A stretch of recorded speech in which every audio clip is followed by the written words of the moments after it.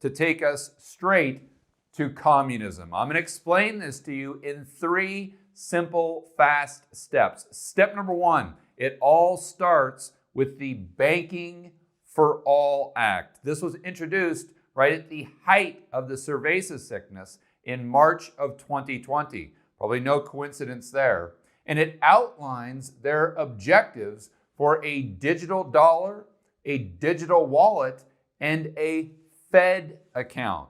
And I want to be very, very clear. These are their words, not mine. So to dive into this deeper, let's go right to the internet. This act may be cited as the Banking for All Act. And I'm just reading that right off the bill itself, so you can see that I'm not making that up. This is actually what they're talking about. We start with the definitions. Number 1, digital dollars. The term digital dollars means dollar balances consisting of digital ledger entries recorded as liabilities in the accounts of any Federal Reserve Bank. Digital dollar wallet means a digital wallet or account maintained by a Federal Reserve Bank, I want to emphasize that, on behalf of any person for the purpose of holding digital dollar balances. The term member bank means any national bank, state bank, or trust which has become a member of one of the reserve banks created by the Federal Reserve. And the pass-through digital wallet is a term they're using to describe this digital wallet or account maintained by the member bank on behalf of any person, entitling the person to pro rata share of the pooled reserve balances that the member bank maintains at any Federal Reserve Bank. And they're doing it through a special purpose vehicle. And I don't want to confuse you too much. We're going to be going over this on the whiteboard. So if you're not following this completely, don't worry about it. We're going to go over it in great detail. In general, member banks shall open and maintain pass-through digital dollar wallets, although the actual accounts are with the Fed. Notice they're saying maintain. And again, we'll get into this in the whiteboard in a moment, including persons eligible to receive payments from the U.S. government, such as stimulus or UBI. Each member bank shall establish and maintain a separate legal entity. This is very important, for the exclusive purpose of holding all assets and maintaining all liabilities associated with the pass-through digital wallet. In other words, with your account at the Fed and the Fed coins or digital dollars, whatever they're calling them. The assets of any entity described in subparagraph A, that's the one we just read, shall consist exclusively of a balance maintained in a master account at the Federal Reserve Bank. And the liabilities or obligations of the entity shall consist exclusively of an equal quantity of balances maintained by holders of pass-through digital wallets. In other words, you and I, the average Joe, that downloads, we'll call it the Fed app on their phone. And one other thing I want to point out about subparagraph B is the assets of any entity described shall consist exclusively of a balance maintained in a master account at a Federal Reserve Bank. So what they're saying is the assets of this special purpose vehicle will only contain bank reserves. Said another way, they won't contain loans. So this special purpose vehicle cannot lend money. More on that in a moment. And the capital or liquidity regulations for this special purpose vehicle and how it interacts with the banks. The assets and liabilities of any legal entity described in subparagraph A, that's the special purpose vehicle, shall not be deemed assets or liabilities of the member bank for purposes of any capital or liquidity regulations, such as Basel III. Lastly, I want to point out that it says all Federal Reserve banks shall not later than January 1st, 2021, make digital wallets available to all residents and citizens of the United States and, this is very important, to businesses domiciled in the United States. Now let's go to the whiteboard and let me explain all of this nonsense.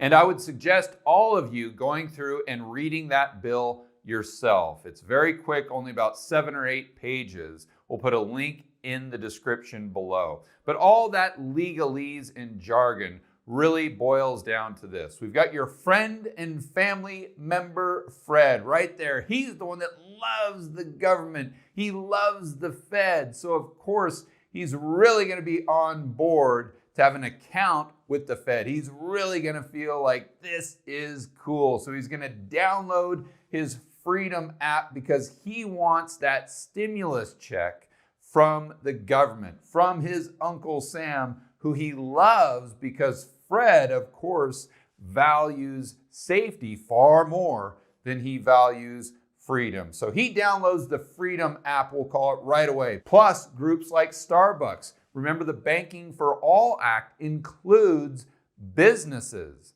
So we've got Moody the millennial right here working behind the counter of Starbucks.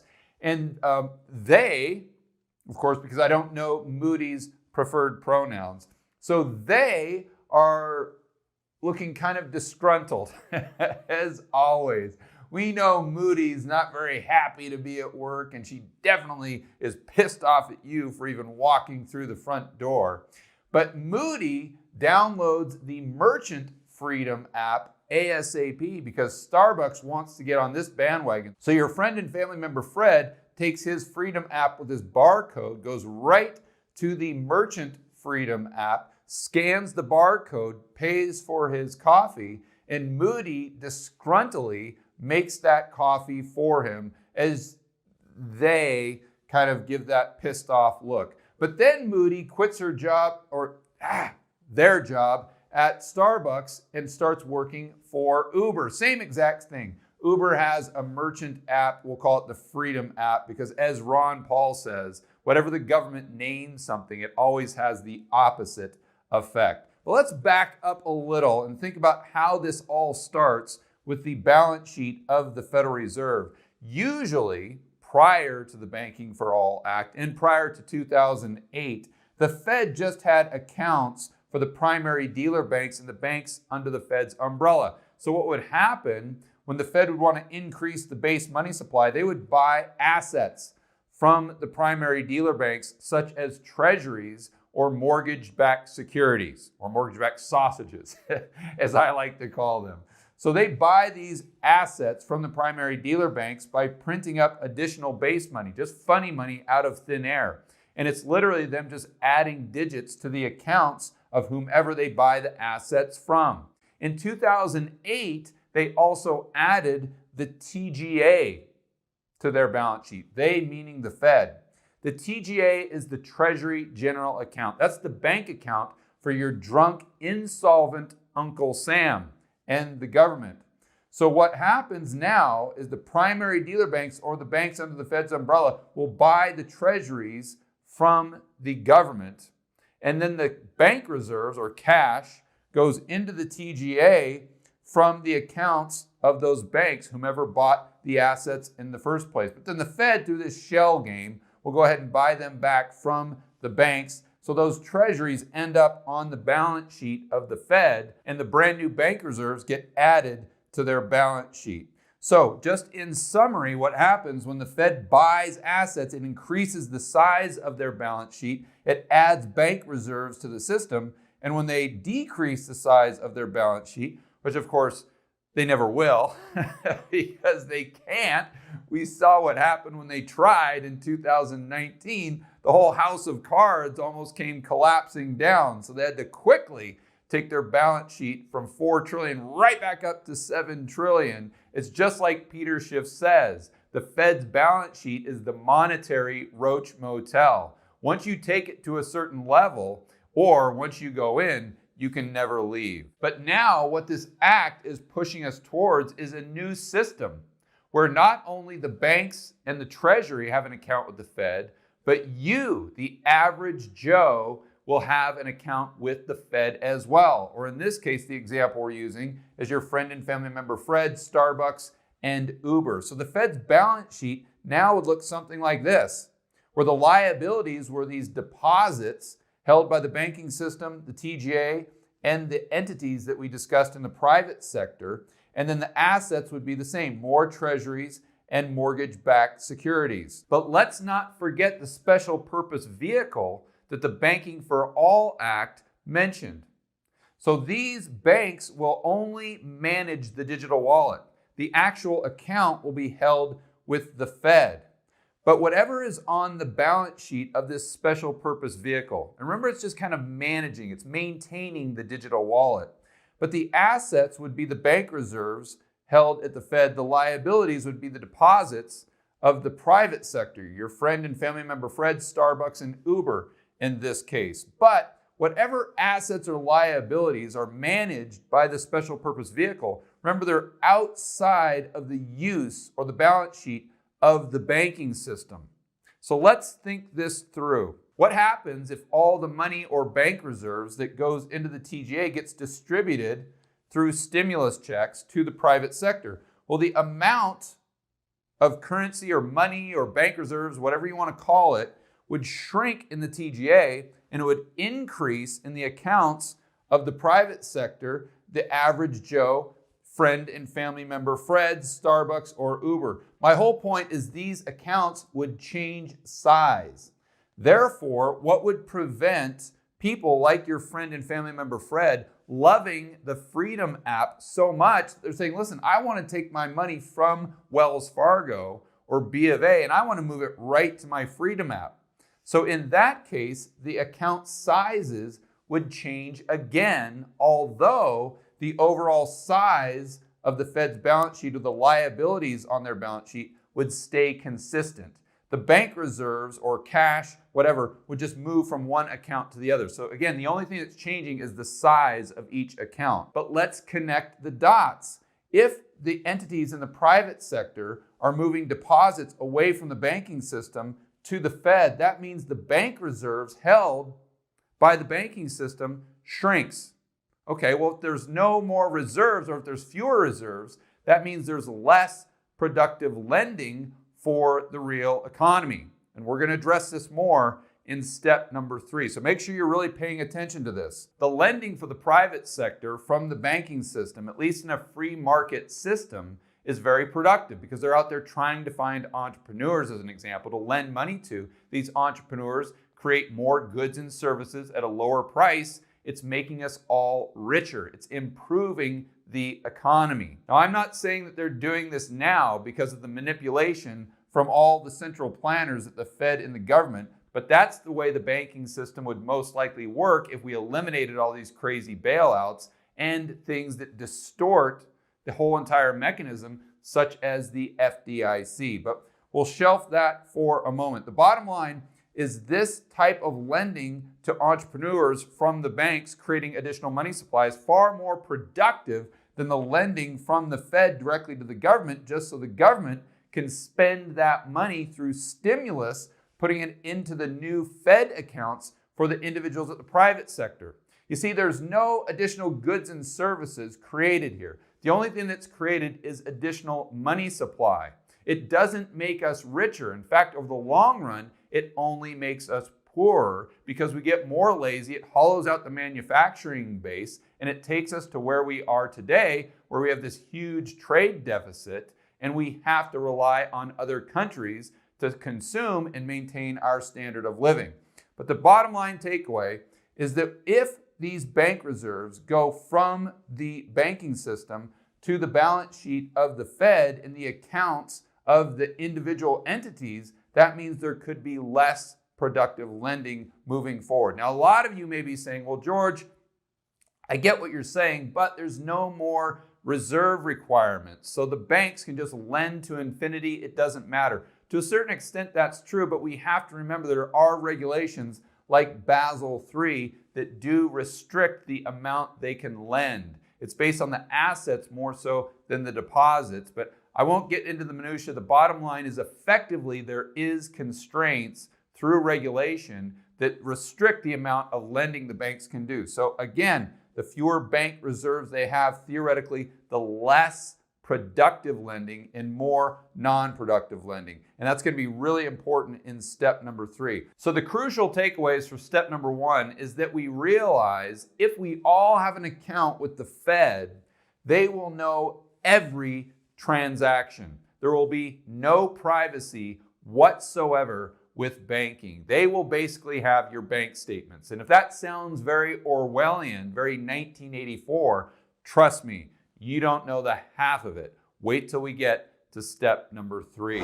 Step number 2, velocity, money supply, negative interest rates, and inflation. In step number 1, we went over how the Fed, the government, will know every single transaction. And it's not just about privacy. That's just where the story begins. It gets a lot worse. But it also gives them the ability to manipulate velocity, money supply, and the rate of inflation. Why is this important? Most of us get it, but I want to do a quick review. The main thrust of this video is step number 3. Trust me. So this is just a quick review because once we get into step number 3, it's going to completely blow your mind. This is something that I don't think anybody is talking about it. And if you put the pieces of the puzzle together, you see how this could take us right down the path to socialism and communism. So let's go through this briefly. The government has debt. We know they are the largest debtor of all time. Your drunk, insolvent Uncle Sam has been spending money like a drunken sailor.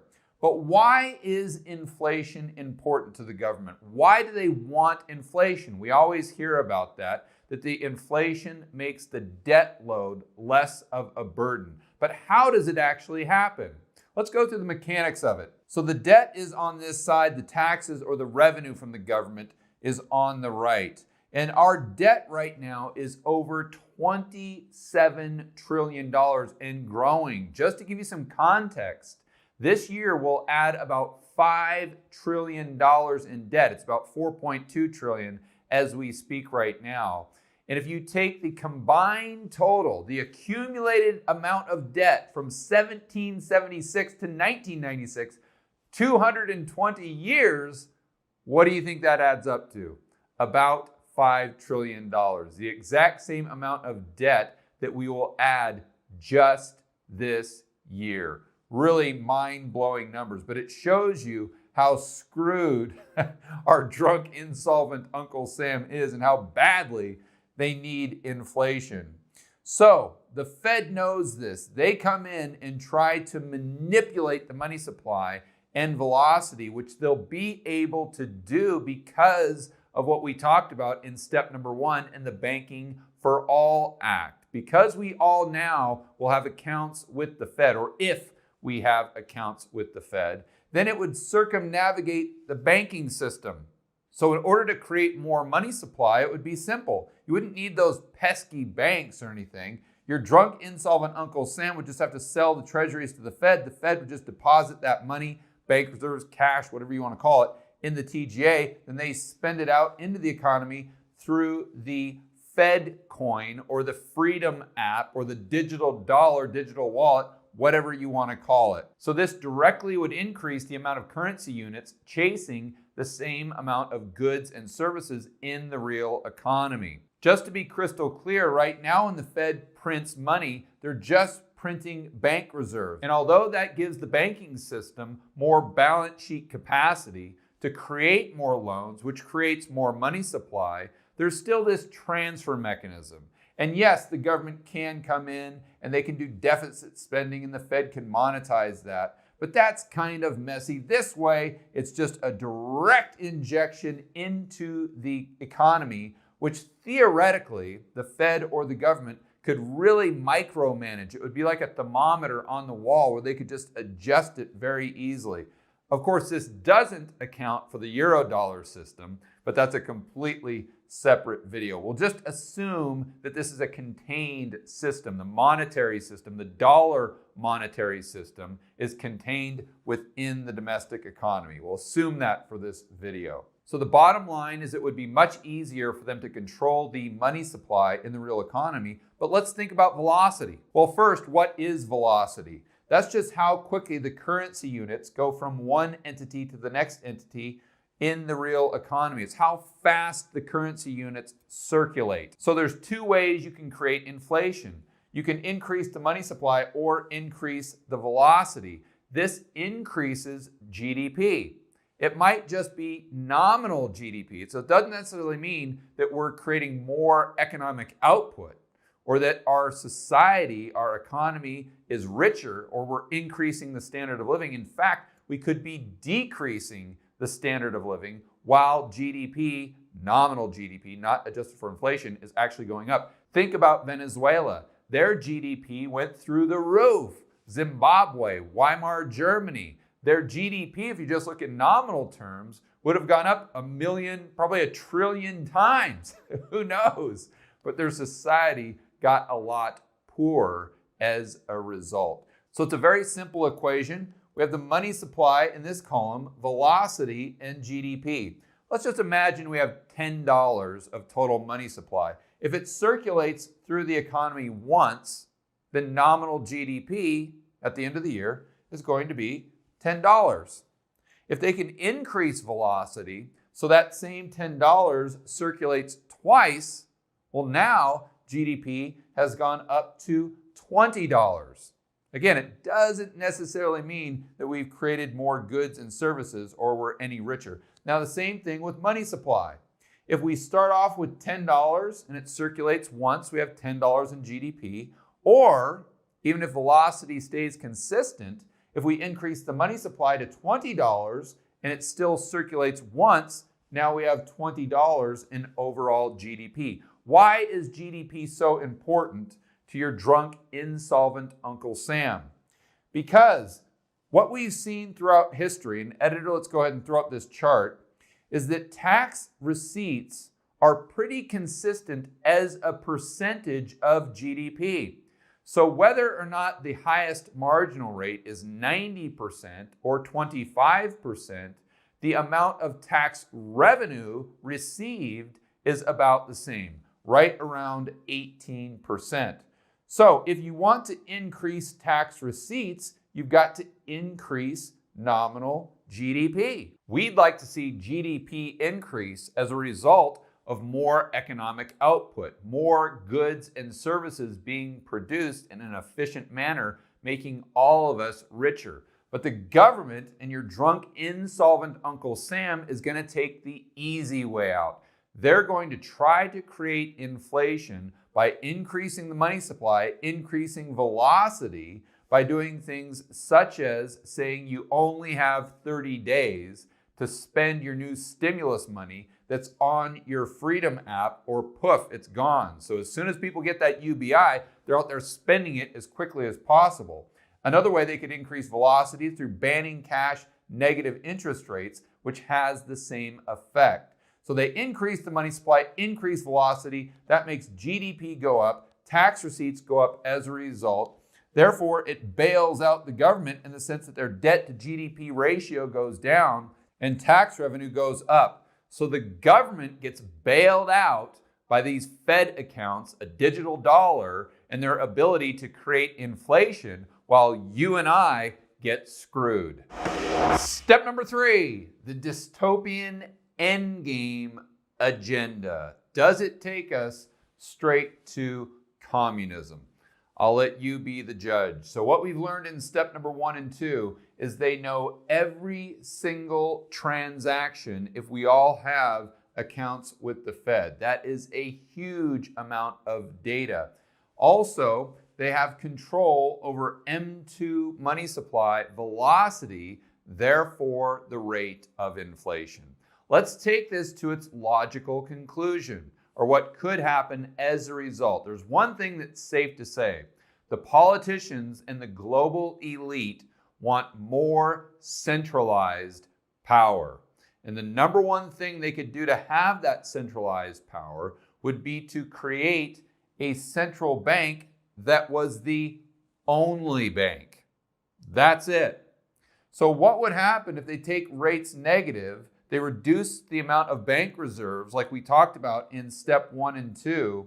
This eliminates the retail banking system. With negative interest rates, they can't make money with their old business model of borrowing short and lending long, pocketing the spread. And if you decrease the amount of bank reserves they have access to, you again limit the lending. And if you limit the lending and you make lending completely unprofitable, the banks all go bust. Now you may be saying to yourself, well, George, what about the investment banks? What about the Goldman Sachs, the JP Morgans? They're making all-time high profits right now, even during the cerveza sickness, while the retail banks are tanking because they're going down with the real economy. But let's think this through. The Fed has contributed to this boom and bust cycle we now have in asset prices through lowering interest rates. They haven't gone negative yet, but they very well could. This, along with QE infinity, has created an environment where the investment bankers, the insiders, the financial insiders, are getting rich. This goes back to my video on the Cantillon effect, by the way. But we know it creates this big boom, and right now we're in the everything bubble. And all of the financial insiders just lever up. They create all of these derivatives, the quadrillions in derivatives, because they know if it comes crashing down, it doesn't matter because the Fed or the government will bail them out. So there's limitless upside and absolutely no downside whatsoever. But what if the Fed comes in or the government and decides, hey, we want to not only be the central bank, we want to be the only bank. The retail banks have already gone under, but what happens if we go through the bust part of the boom-bust cycle and all these investment banks go to the Fed and say, hey, we need our bailout. We need our bailout. We're systemically important. We're too big to fail. And the Fed basically gives them the finger. They say, sorry, guys, this time we're letting you go out of business. All of a sudden, we'd have no retail banks, no investment banks. We would only have a central bank. So who would be in charge of lending? Well, it's perfectly convenient because now we all have accounts with the Fed. Every single person and every single business. But let's remember that the Fed doesn't worry about a profit and loss. They have an infinite balance sheet because they simply print the bank reserves out of nowhere.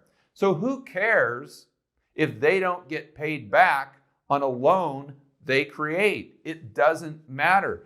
So the next time the average Joe goes to buy a house, the Fed, because they don't care about profit and loss, they don't have to look at a credit score. They don't have to look at anything that would tell them the ability of the borrower to actually pay them back. They could start looking at things such as a social score. So let's say the average Joe has a reasonable credit score, actually very good at 700, but their social score, because they haven't worn a mask lately, goes all the way down to 500.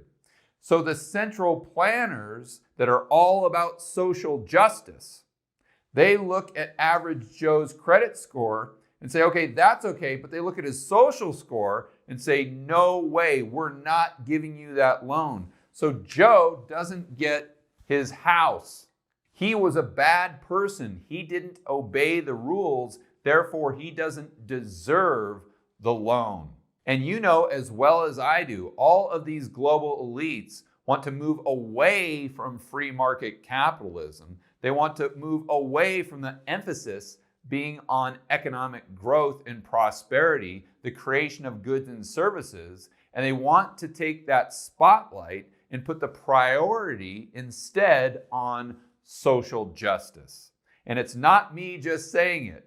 To show you exactly what I'm talking about, let's go to the World Economic Forum's own website and everyone's favorite global elitist, Klaus Schwab. This headline pretty much says it all. We must move on from neoliberalism in the post-COVID era. And if you haven't watched any of my videos on this, the World Economic Forum sees the pandemic as an opportunity to create what they call a great reset of the entire global economy. So the next question becomes, what is neoliberalism?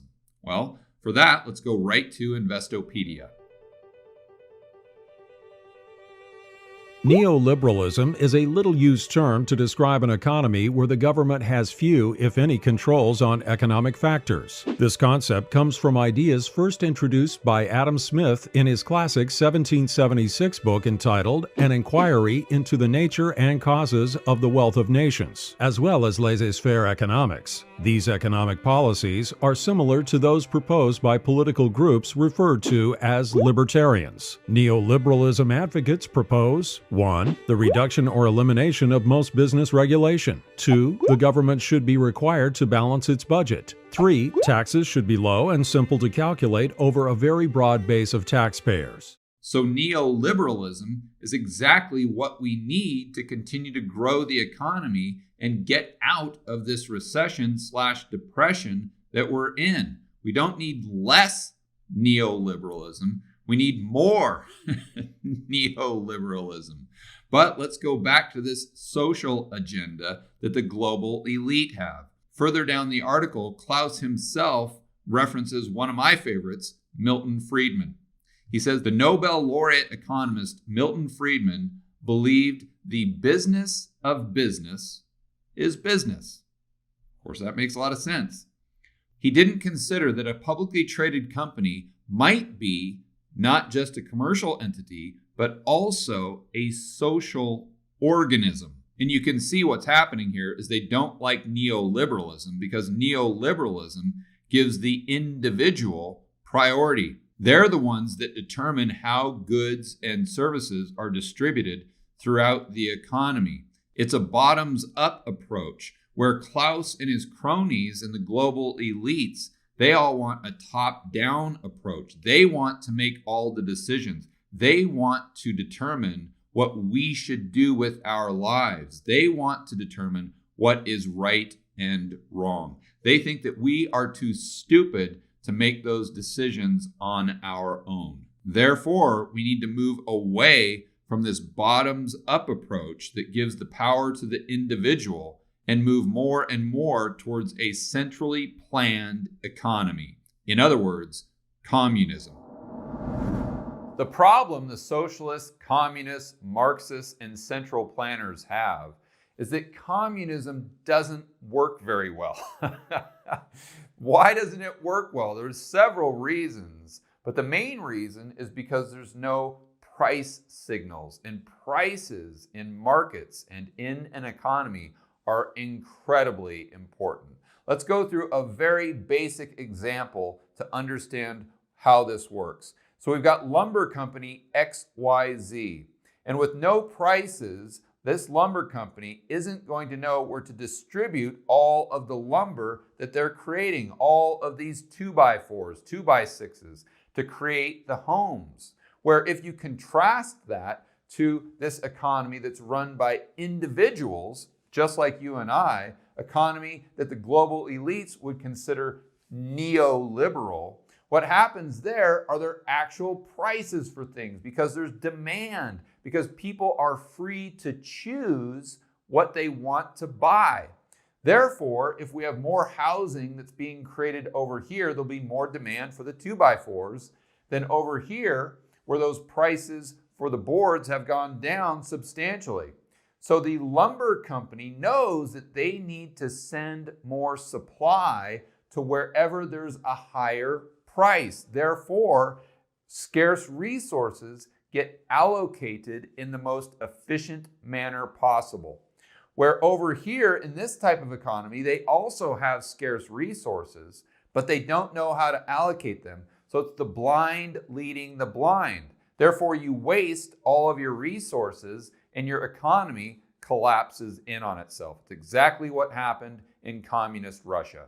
And I think the central planners are smart enough to understand this. So in their worldview, the only thing that's stopping them from achieving this utopian state is to solve the problem of price signals, or said another way, the information and the data required to allocate scarce resources efficiently. And if we read between the lines, I think we might see what they think a possible solution could be that might get them to their end game agenda, which is this utopian state of communism. To explore this further, let's go right back to the internet. I'm pulling this directly from the World Economic Forum's own website. The title of this article is AI, or Artificial Intelligence, is here. This is how it can benefit everyone. And this is from September 2020.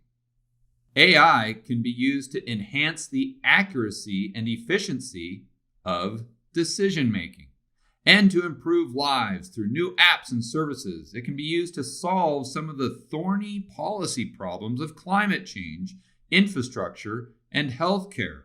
It is no surprise that governments are therefore looking at ways to build AI expertise and understanding. And the World Economic Forum's suggestion to these countries is to set up something called the Center of Excellence. And my goodness, isn't this straight out of Orwell? So the Center of Excellence is a way to increase ethical AI. And who determines what is ethical? Of course, the central planners. Use in a country and build public support for it across the economy and the society. And here's where the pieces of the puzzle all come together. The center could draw staff from industry, government, academia, and civil society using a multidisciplinary and collaborative approach to provide advice on artificial intelligence and algorithm use for government operations. In other words, we can use artificial intelligence instead of the price signals generated by free market capitalism to help us achieve this tops-down, centrally planned socialist utopia. So how this could play out is the Fed, or the central banks, could eliminate all the other banks through negative interest rates, the boom-bust cycle, and not providing bailouts. So the central banks become the only banks. Because they have an infinite balance sheet, they don't care about a profit and loss, they can start issuing loans not based on someone's ability to pay it back, but through a social score. So these central planners can start to force upon us social obedience based on what they think is right or wrong, because they control the carrot that's in front of the horse. If you want to get a loan, you need to wear the mask. If you want to buy that house or that car, you need to ask every single person you meet what their preferred pronouns are. Or if you want to start a business, it better fit our agenda and be for the benefit of social good. The way we define social good, that is the key. So it starts with the social regulations, but then all of these transactions, the billions of transactions that occur in the economy, are all going straight to the Fed or the government, because we all have bank accounts with the Fed. So they can analyze those transactions in real time, the ultimate big data. So artificial intelligence and the algorithm can tell the central planners where to allocate those scarce resources with alternative uses. They'll have all the data they need because all of our accounts are held at the Fed.